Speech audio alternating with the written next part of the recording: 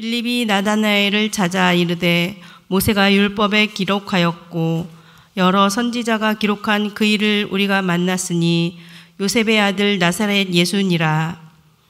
나다나엘이 이르되 모세가 율법에 기록하였고 여러 선지자가 기록한 그 일을 우리가 만났으니 요셉의 아들 나사렛 예수니라.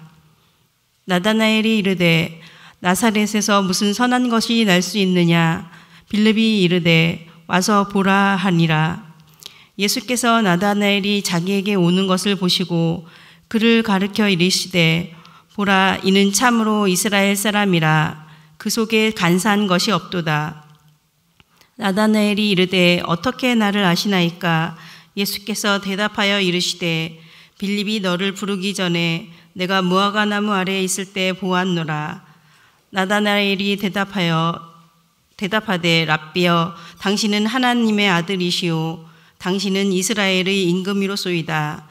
예수께서 대답하여 이르시되 내가 너를 무화과 나무 아래에서 보았다 하므로 믿느냐? 이보다 더 큰 일을 보리라. 함께 읽겠습니다. 또 이르시되 진실로 진실로 너희에게 이르노니 하늘이 열리고 하나님의 사자들이 인자 위에 오르락내리락 하는 것을 보리라 하시니라. 아멘. 자, 오늘 시간에는 예수님의 12제자 시리즈 7번째 나다나엘의 변화에 대하여 묵상을 하겠습니다. 마태복음, 마가복음, 누가복음에는 바돌로메라고 되어 있고요. 요한복음에만 나다나엘 되어 있는데 이름은 다르지만 같은 사람이다, 이렇게 생각하시면 되겠습니다. 바돌로메와 나다나엘은 이명동인이다. 이름은 다르지만 같은 사람이다. 특별히 오늘 이 나다나엘을 묵상하게 된 것은 이 어린이 주일에 또 적합한 인물이라서 이 말씀을 함께 좀 나누게 됐는데, 나다나엘이 당시에 예수님 제자로 부름받을 때 몇 살이었는지는 모르지만 어른이 된 그 나이에도 불구하고 예수님이 나다나엘을 보시자마자 어떤 칭찬을 하셨느냐. 나다나엘아, 네 속에 간사한 것이 없구나. 참 최고의 칭찬이에요. 그렇죠? 이런 칭찬 받아봤으면 참 좋겠어요. 예수님으로부터. 너는 참 속에 간사한 것이 없구나. 예수님 보시기에도 그 중심을 꿰뚫어 보시는 예수님께서 그 정도 말씀하셨다고 하면 정말로 그 사람은 괜찮은 사람이죠. 깨끗하고 순전한 마음을 가졌다, 이렇게 생각이 됩니다. 자, 그래서 오늘 어린이 주이기도 하고 해서 이 나다나엘을 묵상하면서 두 가지 측면에서 제가 좀 설교를 해볼까 하는데, 첫 번째는 이제 말씀드린 대로 어린아이 같은 마음, 그의 간사함 없는 마음, 예수님도 칭찬하실 정도의 순전함, 이걸 우리가 좀 배우자.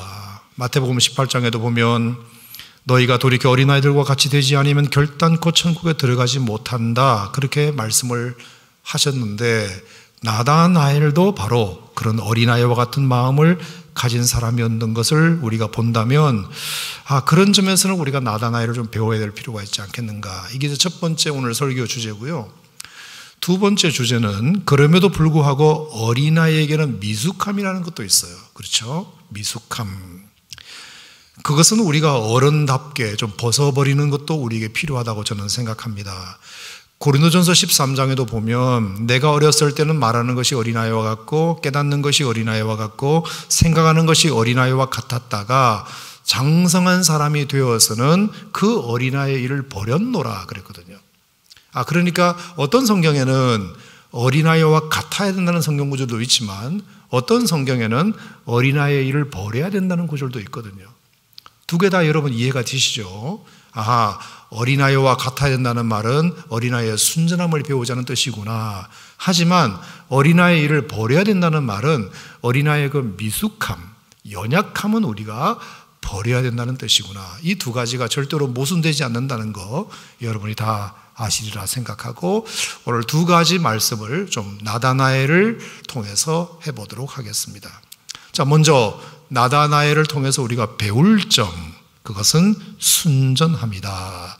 자, 오늘 본문에 보면 굉장히 재밌는 기록이 하나 있는데, 예수님을 먼저 만난 친구 빌립의 이야기를 이 나다나엘이 듣고 바로 달려가서 그 예수님을 만나는 장면입니다. 참 열정이 대단해 보이죠. 아니 거리가 어디라고 친구 얘기만 듣고 달려가나. 게다가 빌립이 자기를 찾아와서 오늘 자기가 나사렛에 사는 예수님을 만났다, 나사렛에 사는 예수님을 만났다 이러면서 어쩌면 우리가 구약 성경을 공부하면서 우리가 기다렸던 메시아일 수도 있겠다면서 너도 가서 한번 만나봐 그랬을 때 나다나엘의 솔직한 처음 입장은 뭐였죠? 나사렛에서 선한 것이 날 수 있겠냐, 거짓말하지 마라, 아무리 그래도 나사렛은 아니지, 그 동네 내가 너무 잘 아는데 그런 선한 분이 어떻게 나사렛에서 태어나냐, 이런 입장이었지 않습니까? 그런데도 일단 빌립의 말을 듣고 한번 가봤다는 것은 그만큼 친구 빌립을 신뢰했다는 것도 있고요. 또 하나는 이 나다나엘도 속히 이 땅에 예수 그리스도라는 이 메시아가 나타나 주기를 누구보다 사모했기 때문이다. 그 생각을 제가 지울 수가 없습니다. 여러분, 예나 지금이나 이 사모하는 마음, 간절한 마음은 신앙생활에서 너무나 중요한 요소거든요. 사모하는 자를 하나님이 만족시키신다, 사모하는 자에게 은혜를 주신다, 목마른 사슴이 시냇물을 찾듯이 내 영혼도 주를 찾기에 갈망하면 물이 없어 마르고 황폐한 땅 한가운데서도 그 주님이 주시는 위로만으로 힘을 낼 수 있다. 여러분, 이것이 신앙이 제공해주는 놀라운 효용성 아니겠습니까? 내가 손에 가진 것이 당장 아무것도 없어도, 내가 실패했어도, 심지어 내가 질병에 걸려서 병석에 누워있다 하더라도 하나님이 뭔가 내 마음에 평안을 주시거나 위로해 주시거나 믿음을 주시면 손에 쥐고 있는 것이 없어도 뭔가 세상을 다 가진 것 같은 그런 힘을 낼 수 있다는 것이 이게 신앙만이 주는 독특한 효용성이라고 생각하는데, 동의하시면 아멘 하시기 바랍니다. 우리가 그런 점에서는 우리가 이런 사모하는 마음이 적어도 여러분들은 1등 하셨으면 좋겠다. 따라합시다. 사모하자, 사모하자. 자, 그래서 어쨌든 그 마음으로 나다나엘이 예수님에게 달려갔더니 세상에 예수님이 그 나다나엘을 보자마자 하신 말씀이 뭐냐 하면, 보라, 이는 참으로 이스라엘 사람이라, 그 속에 간사한 것이 없도다. 놀라운 평가죠. 저도 이런 칭찬 한번 받고 싶어요. 참으로 이스라엘 사람이라는 말은 정말이지 내가 지금까지 만나본 사람 중에 몇 안 되는 경건한 사람이구나, 이런 뜻이고요. 간사한 것이 없다는 이 말은 정말이지 너는 성품이 신실하구나, 거짓이 없구나, 투명하구나, 누구를 속이는 자가 아니구나, 속으로 음흉한 곳이 하나도 없구나, 보이는 게 전부고 말하는 게 전부인 사람이구나. 그러니까 투명한 사람 있잖아요. 투명한 사람. 이런 칭찬을 해 주시는데요. 여러분 어떠세요? 여러분도 아무래도 이런 사람이 좋잖아요. 바나바처럼 내 밭을 팔아서 그 모든 것을 다 드립니다 그랬으면 정말로 그런 줄로 믿어지는 사람이 좋지. 아나니아와 삽비라처럼 분명히 밭을 팔았다고 하는데, 다 드렸다고 하는데 왠지 아닌 것 같은 사람, 뭔가 몇 개를 남겨놓은 것 같은 의심이 드는 사람, 여러분 그런 사람을 만나면 왠지 피곤하지 않습니까?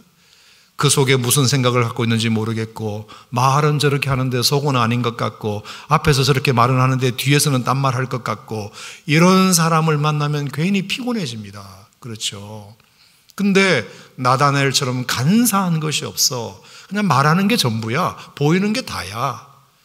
투명한 사람, 꾸민 것이 없는 그 사람, 이런 사람을 만나는 것은 얼마나 주변 사람들에게도 참 밝은 웃음을 주는지 모르는데, 성도라면 이런 간사한 사람 되지 말고 순전한 사람 되어야 할 줄 믿습니다. 따라합시다. 순전하자, 순전하자. 자, 그래서 나다나엘은 깜짝 놀랍니다. 아니, 저를 어떻게 아십니까? 그랬더니 이제 예수님께서 놀라운 말씀을 또 하시게 되는데, 빌립이 너를 부르기 전에 네가 무화과 나무 아래에 있을 때부터 나는 너를 봤지. 빌립이 그 나다나엘을 만나러 오기 전에 그 나다나엘이 혼자서 무화과 나무 아래에서 뭘 하고 있었는지를 봤지. 혼자서 조용히 성경을 묵상하고 있다는 것을 난 다 봤지. 깜짝 놀란 거예요. 어떻게? 심지어 제 생각에는 그 나다나엘이 무화과 나무 아래에서 성경을 읽고 있었는데 어떤 성경을 읽고 있었는지도 예수님은 다 아셨다고 생각해요. 창세기 28장을 읽고 있었을 거라고 예수님은 보셨던 것 같아요. 왜냐하면 창세기 28장에 여러분 어떤 게 나오죠? 야곱이 이제 부모 곁을 떠나가지고 외삼촌 집으로 도망을 가다가 베델이라는 곳에서 잠을 청했는데 꿈에 사닥다리를 본 거예요. 그 사닥다리로 천사가 오르락 내리락 하는 장면을 보고 여호와께서 과연 여기 계시거늘 내가 알지 못하였구나 라는 대목을 나다나엘이 어쩌면 읽고 있을지도 모른다. 왜냐? 자, 51절에 예수님이 무슨 말씀을 하셨느냐 하면은 이런 말씀을 예수님이 하셨거든요. 또 이르시되 진실로 진실로 너희에게 이르노니 하늘이 열리고 하나님의 사자들이 인자 위에 오르락 내리락 하는 것을 보게 될 것이다. 자, 그러니까 무슨 얘기냐면 나다나엘아, 너 무화과 나무 아래에서 성경책 읽고 있는 거 나 봤다. 근데 무슨 성경 읽고 있는 것도 나 다 봤어. 너 창세기 28장 읽고 있었지? 그 내용이 나도 뭔지 알아. 야곱이 베델에서 잠자다가 천사들이 꿈에 오르락 내리락 하는 모습을 네가 읽고 있었지? 근데 말이야 나다나엘아, 나는 너에게 말한다. 하늘이 열리고 하나님의 사자들이 인자 위에 오르락 내리락 하는 것을 네가 보게 될 거야. 이 말이 뭐냐 하면은 천사들에 의하여 수많은 사람들이 하늘로 인도받고 구원받는 사람들이 나를 통해서, 너는 이제 나를 통해서 하늘과 땅이 연결된 것을 보게 될 것이고 나를 통하여 천사들이 이 땅에 있는 사람들을 구원하고 인도해가는 모습을 너가 보게 될 것이야. 여러분, 말대로 됐나요? 안 됐나요? 됐죠. 지금도 얼마나 많은 사람들이 예수님이 친히 사닥다리가 되어주신 그 사닥다리를 통하여 수많은 영혼들을 주님이 인도하고 계십니까? 할렐루야. 그러니까 예수님께서 그 나다나엘의 고백을 보시고 그것을 보시고 그렇게 말씀해 주신 것이 지금 현재도 이루어지고 있다는 것을 우리가 알게 됩니다. 또 하나 더 기가 막힌 약속은 나다나엘에게 이렇게 말씀을 하셨어요. 자, 50절 말씀 한번 읽어볼까요? 시작. 예수께서 대답하여 이르시되 내가 너를 무화과 나무 아래에서 보았다 함으로 믿느냐? 이보다 큰 일을 보리라. 자, 이게 무슨 말이냐면, 자, 나다나엘이 가나 사람이거든요. 어디 사람이라고요? 가나 사람이에요. 그 가나 사람인데 이런 얘기예요. 나다나엘아, 네가 그 가나에 있는 한 무화과 나무 아래에서 있는 모습을 내가 보았다고 너를 깜짝 놀랐느냐? 이제 네가 사는 그 동네 가나에서 더 큰 일도 보게 될 거야. 여러분, 그게 뭘까요? 바로 2장에 나오는 가나 혼인잔치예요. 가나 사람이었던 나다나엘에게 네가 가나의 어떤 무화과 나무 아래에서 성경 읽고 있는 것을 내가 멀리서 봤다고 해서 깜짝 놀랐지? 그 가나에서 말이야, 너 더 큰 일도 보게 될 거거든. 그러면서 바로 보여주신 것이 가나에서 일어난 혼인잔치예요. 이런 혼인잔치는 잘 아시다시피 이제 어떤 사람이 결혼 잔치를 벌였는데 손님이 잔뜩 오고 흥이 한참 오르던 차에 포도주가 모자라 가지고 난감한 상황에 처하게 됩니다. 그래서 어떻게 해야 될지 몰라 했던 그 가운데서 천만다행으로 예수님이 그곳에 초대가 되셔가지고 그 모습을 지켜보시고는 정말 기적 같은 방법으로 물로 포도주를 만든 놀라운 기적이 일어났던 사건이 혼인잔치집에서 일어나지 않습니까? 자, 근데 이 기적은 단순한 미라클이 아니라 어떤 의미가 있는 사인이었던 것이에요. 그래서 표적이라는 말을 씁니다. 기적이라는 말을 안 쓰고. 자, 예수님이 앞으로 어떤 사역을 펼치실지 나다나엘의 고향이었던 그 가나에서 나다나엘에게 약속하신 그 약속을 하시자마자 바로 2장에서 그 가나에서 혼인잔치를 통해서 무엇이 큰 일인지 네가 앞으로 보게 될 건지를 내가 보여줄 거다. 물론 첫 번째는 물로 포도주를 만든 기적도 큰 일이죠. 그것도 놀라운 일이지만 예수님은 이 혼인잔치를 통해서 앞으로 예수님이 하실 사역에 대한 정말 큰 일, 인류에게 그레이트 이벤트 같은 그런 느낌의 사건을 예수님이 이제 보여주시게 된 것입니다. 여러분, 그게 뭘까요? 예수님의 공생에서 가장 중요한 사역인 예수님의 보혈 사역이에요. 보혈 사역. 자, 지난번에도 말씀드렸다시피 이스라엘 땅에서 결혼 풍습에는 말입니다, 이제 어떤 것이 있느냐 하면, 예를 들어서 어떤 남자가 마음에 드는 한 여인이 생겼잖아요. 그래서 사랑에 빠졌어요. 결혼도 하고 싶어요. 자, 그러면 이 남자가 어떻게 하느냐? 제일 먼저 자기 아버지에게 가요. 이 남자 아버지에게 가서, 아버지, 제가 마침내 결혼하고 싶은 여인이 하나 생겼는데 누구 집 규수입니다. 제가 그 여인에게 청혼할 수 있도록 아버지 허락해 주세요. 그러면 그 아버지가 뭐라고 하시느냐? 그러냐, 네가 마음에 들었다면 그러려무나. 그러면 이 돈을 가져가서 잔치를 배설하고 여인의 승낙을 받아오느라. 그렇게 해서 이제 돈을 줘요. 돈을, 아들에게 돈을 줍니다. 그러면 이제 그 남자는 아버지로부터 돈도 받고 허락도 받아가지고 당당히 그 여인의 집을 찾아가서는 예비 장모님, 예비 장인어른 이렇게 말하겠죠. 선생님, 제가 당신의 딸을 연모하여 결혼하고 싶으니 당신 집에서 잔치를 배설할 수 있도록 허락해 주십시오. 이렇게 이렇게 해서 허락을 구하면 아버지로부터 받은 돈을 가지고 음식을 잘 사가지고 그 여인의 집에 이제 잔치를 배설해 주는 거예요. 이게 사흘도 되고 일주일도 됐대요.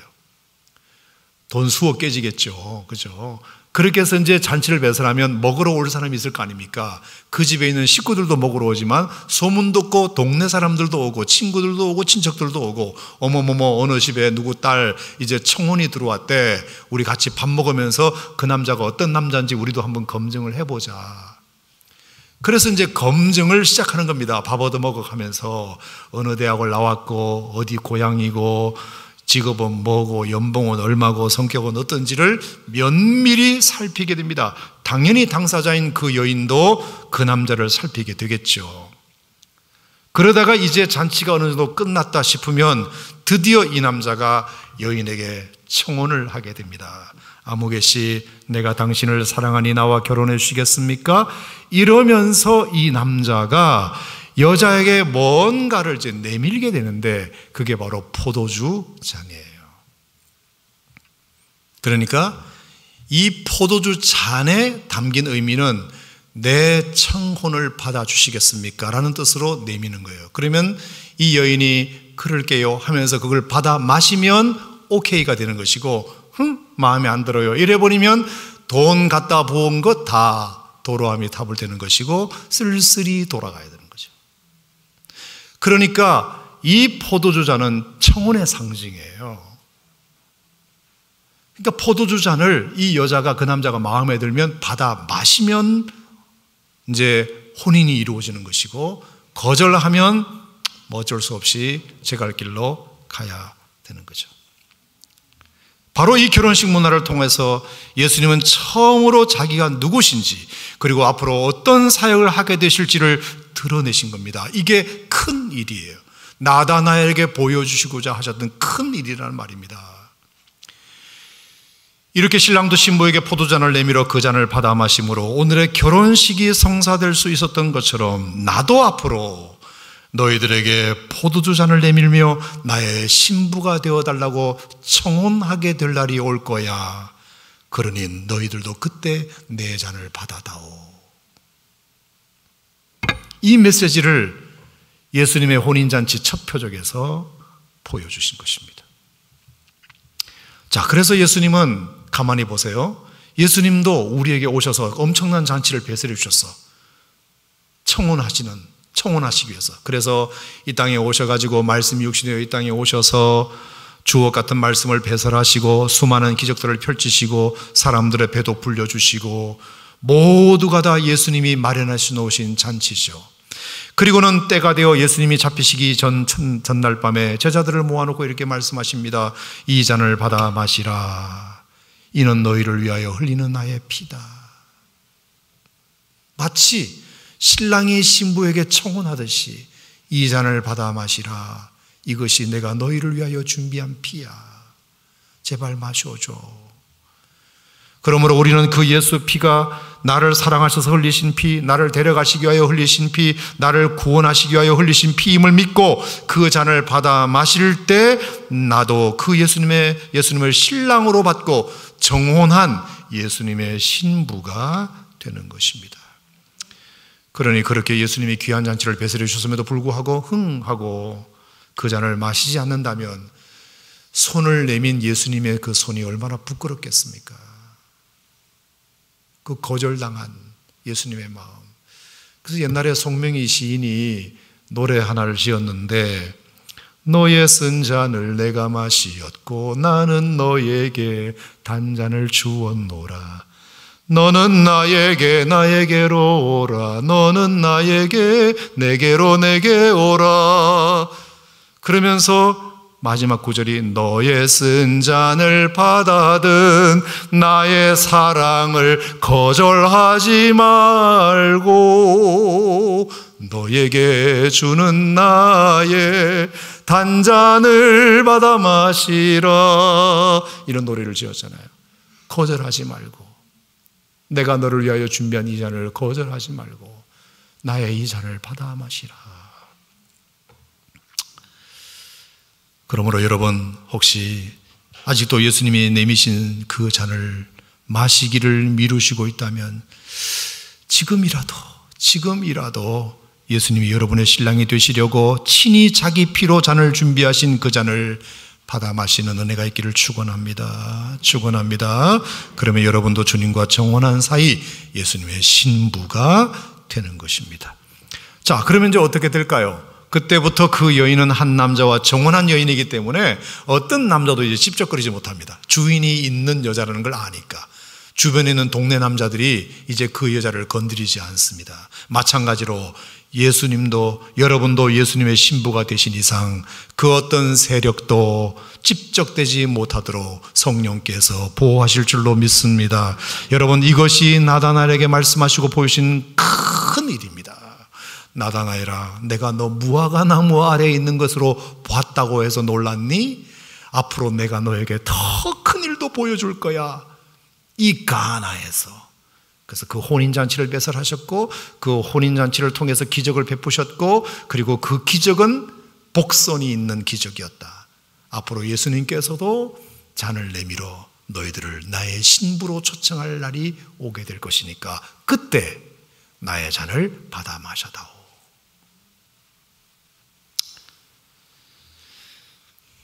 자, 그리고 나서 이제 정혼한 사이가 되면 그때부터 이 남자는 이제 뭐 하죠? 자기 집으로 돌아가서 열심히 처소를 준비하는 겁니다.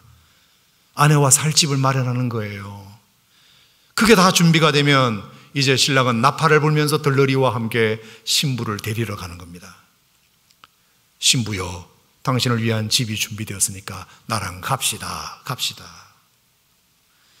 그러니 신부도 그동안 이제는 정혼한 자로서 오로지 자신을 데리러 올 신랑을 기다리며 몸과 마음을 거룩하게 준비하고 오시며 살림이며 차근차근 하나씩 다 준비하는 기간으로 삼습니다. 신랑이 집을 준비하는 동안.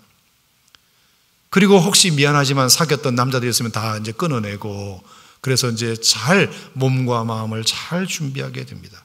그러다가 드디어 신랑이 오면 그 신부는 신랑을 따라가서는 자기를 위하여 마련된 그 신혼방에서 첫날 밤을 보내고 기쁨의 잔치를 열흘이고 일주일이고 베풀게 되는 것이 그게 결혼잔치죠.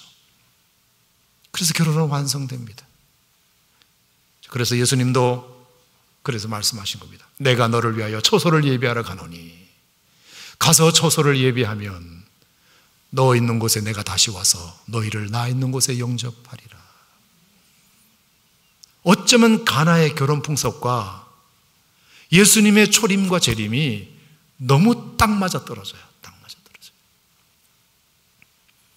자, 그렇다면 그때와 그 시기는 안다 모른다? 모른다. 아버지에게 달려있다. 아버지께서 자기의 권한에 두셨다 그랬거든요.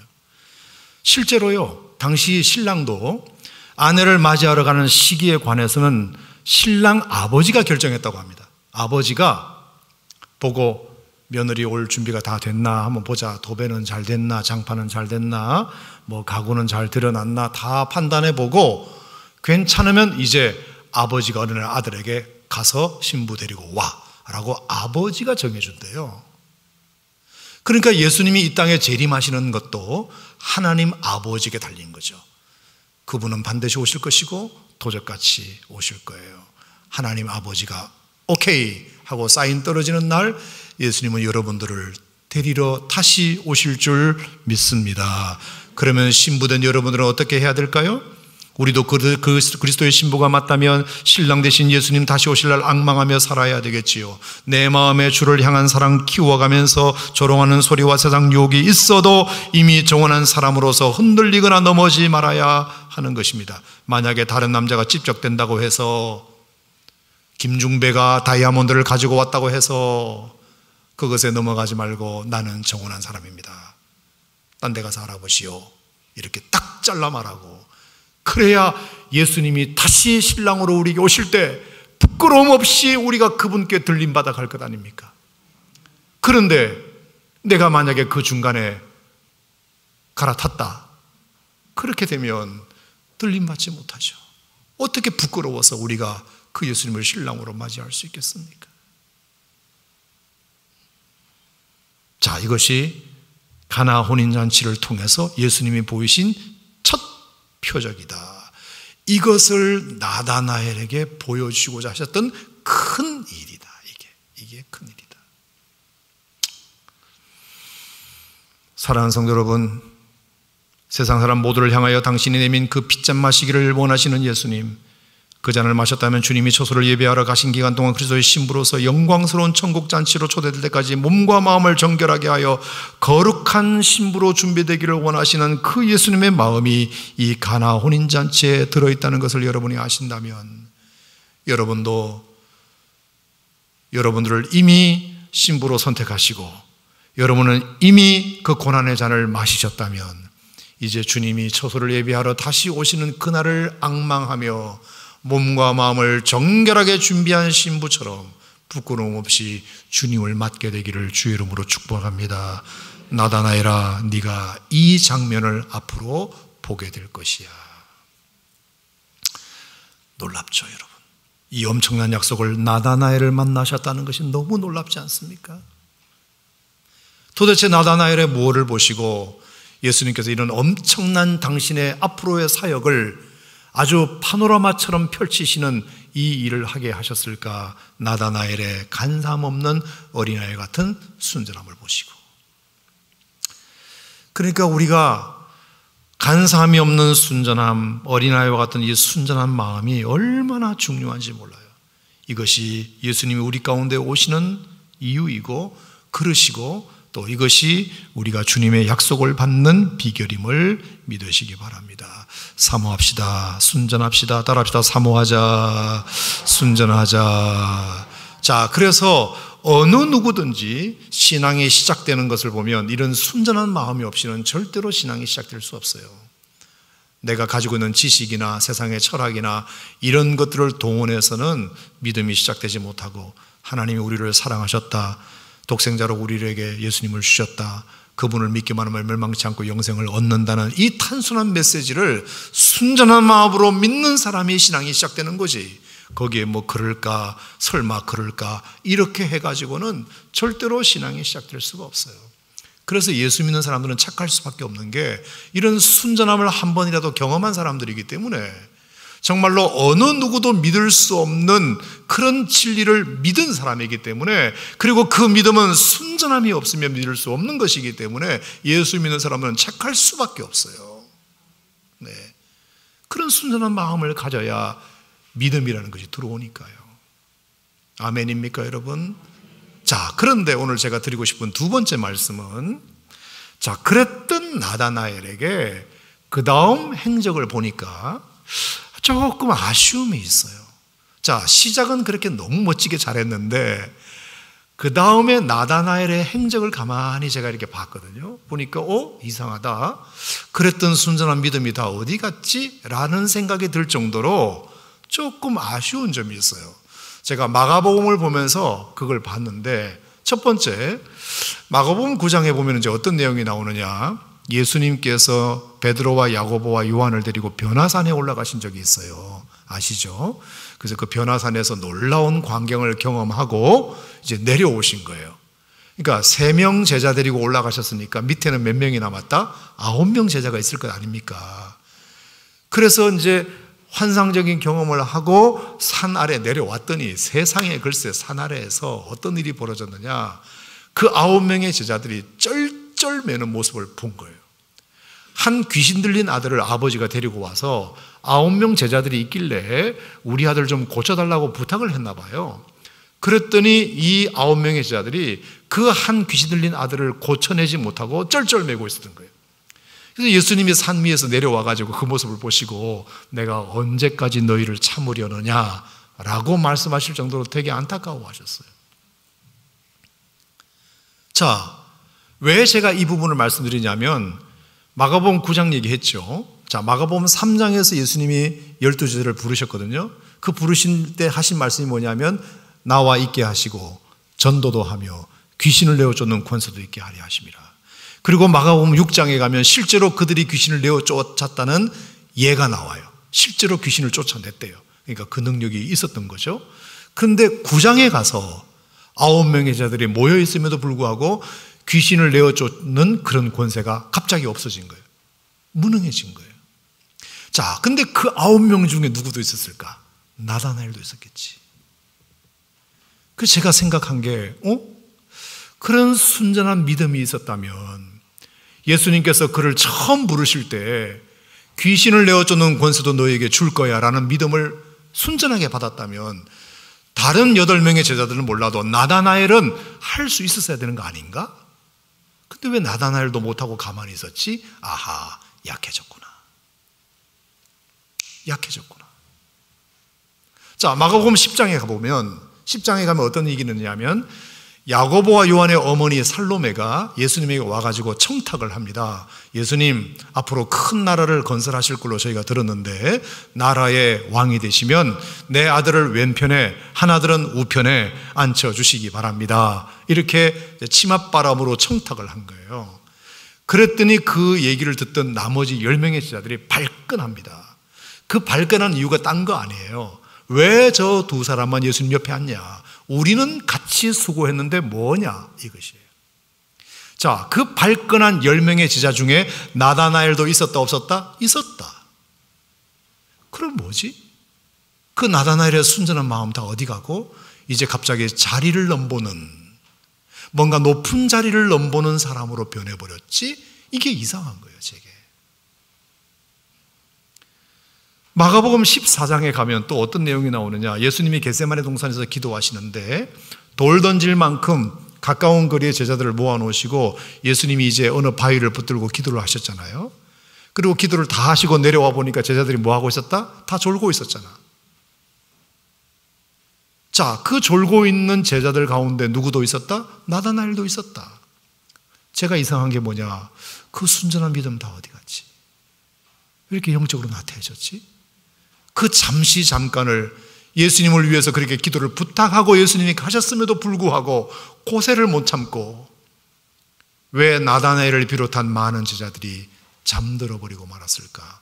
약해졌구나. 사람이 약해졌구나. 순수함도 잃어버리고 그리고 높은 자리를 탐하고 그리고 능력도 사라지고 기도도 나태해지고. 자, 마가복음 15장에 가면 뭐가 있나요? 예수님께서 이제 십자가에 달려 돌아가시는 장면인데 여러분 다 아시죠? 예수님께서 십자가에 달려 돌아가실 때 요한 그리고 저는 도마도 포함된다고 생각하는데 어쨌든 거나 1명 아니면 2명만 예수님이 십자가 지시는 자리까지 가시고 나머지는 아예 안 갔어요. 무서워서. 한패라는 소리를 들을까 봐. 여러분 거기에 누구도 있었다? 나다나엘도 있었다. 나다나엘도 예수님이 십자가 지는 자리까지 안 갔다. 왜 그랬을까? 그 순전한 마음이 다 어디 갔을까? 아니 분명히 시작은 정말로 너에게 간사한 마음이 없구나 하면서 예수님께서 엄청 칭찬하시고 너 정말 참 이스라엘 사람이라고 그렇게 칭찬받아 제자가 됐건만 어느 순간 세월이 가고 시간이 가면서 점점 더 나다나엘의 믿음이 약해지고 엉뚱한 데 관심 갖고 무서워하고 두려워하고 영적으로 나태해지고, 결정적으로 마가복음 16장에 보면 어떤 사건이 나와요? 도마 얘기할 때도 제가 말씀드렸는데, 예수님께서 부활하신 그날 아침에 막달라 마리아가 예수님의 부활 목격을 첫 번째로 목격하십니다. 그리고 제자들에게 와서 일러줘요. 예수님 부활하셨다. 근데 제자들이 안 믿었어요. 심지어 엠마오로 가던 두 제자가 돌아와서 제자들에게 말해줄 정도로 예수님 부활하셨어요 라고 말해줬는데, 듣는 제자들이 안 믿었어요. 그 안 믿었던 제자 중에 누구도 있었다? 나다나엘도 있었다. 뭐지? 그 순전한 믿음이 다 어디 갔지? 어린아이와 같은 순전한 믿음, 간사함이 없는 믿음을 가졌다는 것은 너무 좋았는데, 그건 정말 따봉인데 좋은데, 왜 그 믿음이 어느 순간 다 사라져버렸을까?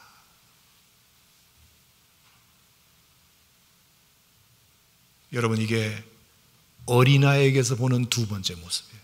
어린아이는 착하고 순전한 것도 있지만 어린아이는 연약함이라는 것이 있거든요. 어린아이는 약하잖아요.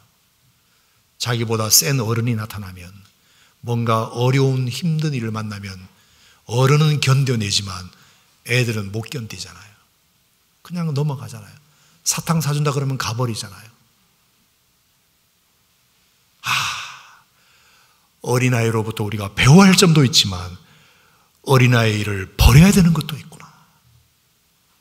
연약함이에요, 연약함.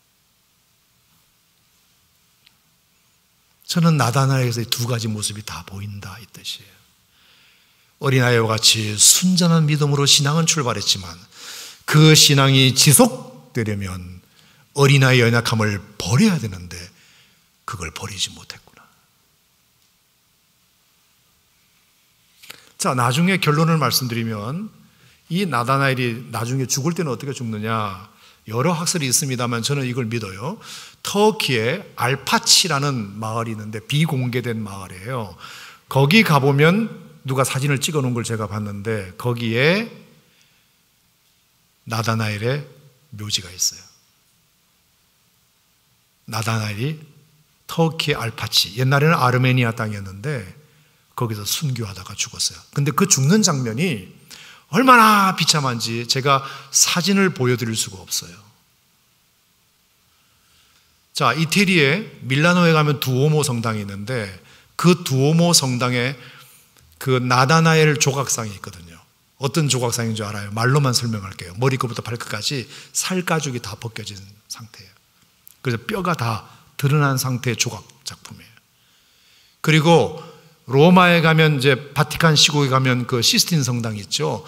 그게 가면 이제 미켈란젤로의 최후의 심판 그림이 있는데, 거기에 나다나엘의 그림을 봐도 가죽이 완전히 다 벗겨진, 두 가지 공통점이 뭐예요? 순교 장면 속에서 완전히 가죽이 싹 다 벗겨진 처참한 모습으로 예수 그리스도의 복음을 전하다가 순교하게 됩니다. 자, 그러면 보세요. 어린아이와 같은 마음으로 처음에 예수님께서 그 나다나엘을 제자로 선택해서 정말 큰 일을 보리라 마음껏 칭찬해 주셨는데, 제가 방금 말씀드린 마가복음 9장, 10장, 14, 15, 16장에 보면 그 나다나엘의 순전한 믿음이 온데간데 없이 너무나 연약해졌다. 근데 이상하게 마지막 죽음은 또 순교하면서 그 살가죽이 찢겨지면서까지 복음을 전하다가 하나님 나라에 갔다. 그러면 그 사이에 무슨 일이 있었느냐? 성경에 딱 하나밖에 없어요. 사도행전 2장에 마가다락방에서 그가 성령을 경험한 것이에요. 모든 제자들과 함께 마가다락방에서 예루살렘을 떠나지 말고 성령을 기다리는 주님의 마지막 분부를 붙들고 120명 성도들이 마가다락방에서 떠나지 않고 최소한 열흘 동안 낮이고 밤이고 말씀과 기도와 찬양을 통해서 성령 받기를 간구함으로 그들이 성령을 받은 결과 다시금 그 연약함을 극복하고 어떤 고난도 이겨내는 강함을 얻어 살가죽이 다 벗겨지는 고통 속에서도 예수님을 부인하지 않고 천국 갈 수 있었다. 오늘의 결론은 뭘까요? 우리가 연약해지지 않으려면 날마다 우리가 성령으로 충만하지 않으면 방법이 없다 믿으시면 아멘. 술 취하지 말라 이는 방탕한 것이니 오직 성령의 충만을 받으라. 여러분, 성령 충만은 지속적으로 해야 될 일이에요. 우리가 성령의 능력을 날마다 경험하지 않으면 그 누구도 쓰러져요. 목사님 할아버지도 쓰러지고요, 장로님 할아버지도 다 쓰러집니다. 신앙생활 50년 한 사람도 성령으로 충만하지 않으면 언제 그 신앙이 어디로 갔나 모를 정도로 불신자처럼 금방 돼버려요. 저는 그런 걸 많이 봤어요. 그래서 대마도 갔고 그레스게도 갔고 디도도 갔고 그렇게 훌륭했던 사람들이 성령 충만을 유지하지 않으면 언제 주님을 배신할지 몰라요. 언제 믿음이 약해질지 몰라. 동의하십니까? 성령으로 충만해야 됩니다. 따라합시다. 성령으로 충만합시다. 성령 충만하는 방법은 딴 거 없어요. 말기찬. 따라서 말기찬, 말씀, 기도, 찬양. 말씀, 기도, 찬양. 우리가 하나님 말씀으로 붙들리고 기도 생활하고 찬양 생활하지 않으면 여러분들이 스스로 한번 점검해 봐봐요. 지금 내가 말씀 생활 어느 정도 열심히 하고 있는가? 내가 말씀과 가까이 있는가 멀어져 있는가? 내가 기도 생활을 얼마나 하는가? 내가 찬양을 얼마나 하루에도 몇 번 내가 하나님 앞에 올려드리는가? 그걸 보면 여러분의 성령 충만의 정도를 가늠할 수 있어요. 내가 말하지 않아도 여러분 스스로가 알아요. 여러분, 우리에게 능력은 그거밖에 없어요. 성령이 주시는 능력. 힘으로도 안 되고 능으로도 안 되고 오직 여호와의 신으로 말미암으니라. 하나님의 영이 우리에게 충만해야 됩니다. 그것은 말씀과 기도와 찬양으로 우리가 날마다 성령으로 충만해질 때 어린아이의 연약함을 벗어버리고 우리가 어떤 공격과 유혹이 오더라도 그것을 이길 수 있게 될 줄로 믿습니다. 오늘의 결론은 뭐냐? 그래, 믿음의 시작은 어린아이와 같은 순전함으로 가능하지만 믿음의 지속은 성령 충만으로만 가능하구나. 우리가 이것을 경험하지 않으면 안 됩니다. 따라합시다. 믿음의 시작은 어린아이와 같은 순전함으로 되지만 믿음의 지속은 성령 충만으로 된다. 동의하시면 아멘.